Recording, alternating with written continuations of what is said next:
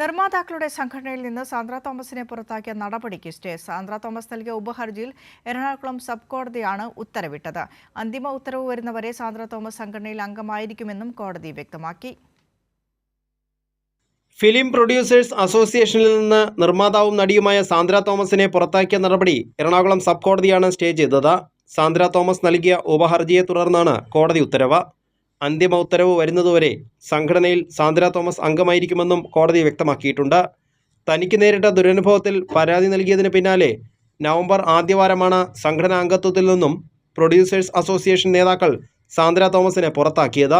സംഘടനയുടെ അച്ചടക്കം ലംഘിച്ചതിനാണ് സാന്ദ്രയ്ക്കെതിരെ നടപടിയെന്നും കാരണം കാണിക്കൽ നോട്ടീസിന് ലഭിച്ച വിശദീകരണം തൃപ്തികരമല്ലെന്നും സത്യവിരുദ്ധമാണെന്നുമായിരുന്നു അസോസിയേഷൻ സെക്രട്ടറി ബി രാഗേഷിന്റെ വിശദീകരണം.